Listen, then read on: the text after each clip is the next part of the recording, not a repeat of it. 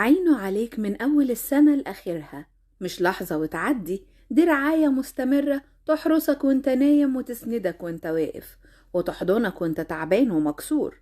يمكن تعدي عليك أيام تحس فيها انك لوحدك وإن الطريق ضلمة وإن الريحة عكسك، بس الحقيقة إنك عمرك ما كنت لوحدك ولا هتكون. هو شايفك سامعك وحاسس بكل وجع جوه قلبك، حتى اللي مش عارف تحكيه لحد. سلم له الدفة، سيبله القيادة في ايده، ايد عمرها ما خانت ولا ضيعت حد.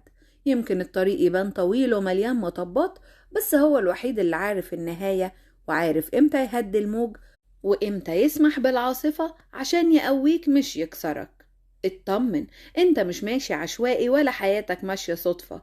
كل خطوة محسوبة وكل دمعة متسجلة، كل تنهيدة طالعة من صدرك هو سامعها ومخبي ليها تعويض يليق بصبرك. عارف يعني ايه شعرة من راسك؟ حاجة صغيرة جدا، يمكن انت نفسك ما تاخدش بالك منها، لكن حتى دي ما بتنزلش إلا بإذنه وترتيبه. أمال بالك بقلبك، بمستقبلك، بحلمك اللي متأخر، أكيد مش سايبهم للضياع. لو اتقفلت في وشك الأبواب ما تخافش، ده مش رفض، ده تأجيل بحكمة. ولو حسيت إن الفرح اتأخر افتكر إن اللي جاي مش مجرد فرحة، اللي جاي أمان وطمأنينة، تعويض يخليك تنسى كل اللي فات.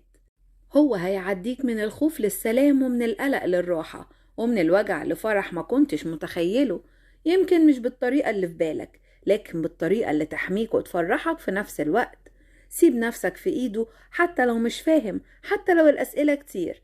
هو ما بيغلطش، ما بيكسرش بخاطر حد اتكل عليه بصدق. وفي الوقت المناسب وفي اللحظة اللي ربنا شايفها الأنسب ليك هتلاقي نفسك واقف على بر الأمان.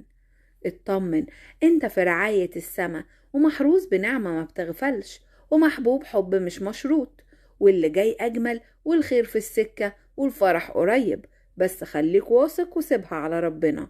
وسيب معاه القلق اللي شاغل بالك، وما تشيلش هم بكرة ولا تفكر كتير في اللي جاي، لأن التفكير الزايد عمره ما حل مشكلة. لكن الثقة في ربنا دايما بتفتح أبواب كانت مقفولة. ارتاح شوية، خد نفس عميق وقول من قلبك يا رب أنا سلمت، عملت اللي عليا والباقي عليك. ربنا شايل لك خير كبير، خير يمكن مش شايفه دلوقتي ولا حاسس بيه في الزحمة والضغط، لكن صدقني في حاجات كتير بتتجهز لك في الخفاء، وفي أبواب بتترتب، وفي طرق بتتمهد، وفي تعويضات جاية في وقتها المظبوط.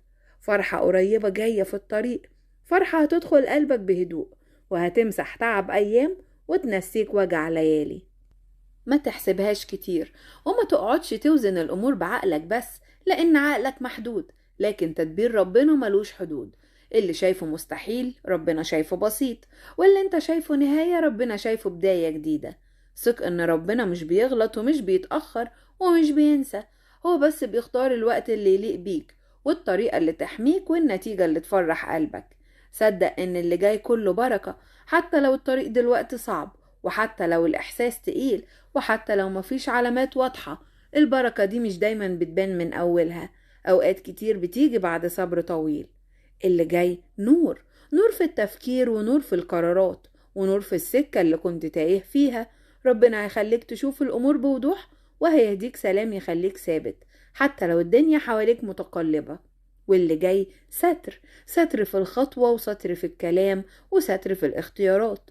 ربنا هيغطيك بنعمته ويبعد عنك اللي ما يليقش بيك حتى لو كنت فاكره خير. افتكر دايما ان ربنا مش بس شايفك، ده حاسس بيك وعارف وجعك وسامع دعواتك اللي طلعت من قلبك من غير صوت، ولا دمعة نزلت هدر، ولا صرخة وجع راحت على الفاضي. اطمن، ربنا بيشتغل حتى وانت مش حاسس، وبيغير ويبدل ويصلح ويهيأ لك أيام أحلى. سيبها على ربنا، وكل ما القلق يحاول يرجع رجع ثقتك، وكل ما الخوف يقرب قرب انت من ربنا اكتر. اللي اتكاله على ربنا عمره ما خاب، واللي وثق فيه شاف العجب. خلي قلبك مطمن، هتيجي اخبار تفرح قلبك، اخبار تطبطب عليك وتقولك تعبك ما راحش هدر.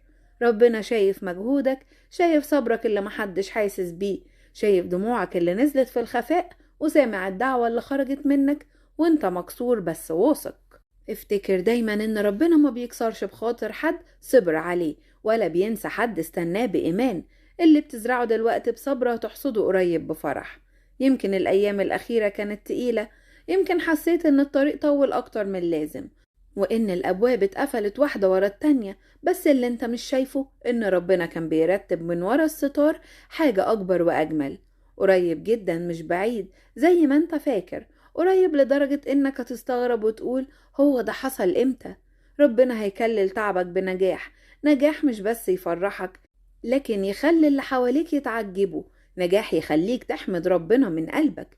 وهتيجي اللحظة اللي تتهلل فيها مش تهليل عادي، ده تهليل واحد شاف بعينيه ازاي ربنا حول الخسارة المكسب والتأخير لخير والحزن الفرح. وهتشوف ايد ربنا وهي بتتمجد في حياتك، مش بالكلام لكن بالواقع. هتشوف ترتيب إلهي ما كانش ممكن يجي غير بالطريقة دي. الحاجة اللي كنت فاكرها ضدك هتطلع سبب بركة، والوجع اللي مريت بيه هيبقى شهادة ليك ان ربنا ما سابكش لحظة. اطمن، اللي جاي احلى، واللي ربنا محضرهولك اكبر من اللي كنت بتطلبه. بس خليك ثابت وخليك واثق وما تستعجلش. ربنا شغال حتى وانت مش شايف، وبيكمل الصورة في الوقت الصح. وخلي دايما في قلبك يقين ان يد ربنا عمرها ما كانت ضعيفة ولا هتتأخر عنك ابدا. الخير جاي والفرح قريب، والموضوع اللي شاغل بالك هيبقى قريب سبب تسبيح وشكر من قلبك. اطمن، اللي جاي مش بس هيتعدل، اللي جاي هيفوق كل اللي فكرت فيه، وهيبقى أجمل من كل ترتيب رتبته إيديك، وأحلى من كل حلم خبيته في قلبك وسكت عنه. يمكن دلوقتي الصورة مش واضحة، يمكن شايف أبواب مقفولة ومحاولات كتير فشلت وطريق شكله طويل ومتعب. بس خلي بالك، مش كل باب اتقفل يبقى نهاية، في أبواب اتقفلت عشان باب أعظم يتفتح. انت مش ماشي لوحدك ولا تايه من غير سند، في ترتيب إلهي شغال من ورا الستار. حتى وانت حاسس ان كل حاجة واقفة، في ايد خفية بتتحرك الأمور بهدوء وبتجهز لك فرحة على مقاس قلبك. الباب اللي اتقفل قدامك وقلت خلاص ربنا شايفه، والباب اللي خبطت عليه وما فتحش هو سمعه، والدمعة اللي نزلت في السر ما ضاعتش هدر. يمكن اتأخرت الإجابة بس ما اتلغتش، يمكن الطريق لف بس ما ضيعكش، يمكن اتوجعت بس الوجع ده مش بلا هدف. كل حاجة اتعطلت كانت بتتظبط، وكل تأخير كان بيحميك من حاجة ما تستهلكش، وكل انتظار كان بيجهزك لحاجة أكبر منك. اوعى تفتكر ان اللي فات ضياع، ولا ان تعبك راح على الفاضي، ولا ان قلبك اتكسر من غير سبب. ربنا مش بيكسر غير عشان يعالج، مش بيقفل غير عشان يفتح صح وفي الوقت المناسب. مش اللي انت مستعجله ولا اللي الناس شايفاه، لكن الوقت اللي ربنا شايفه أنسب لقلبك.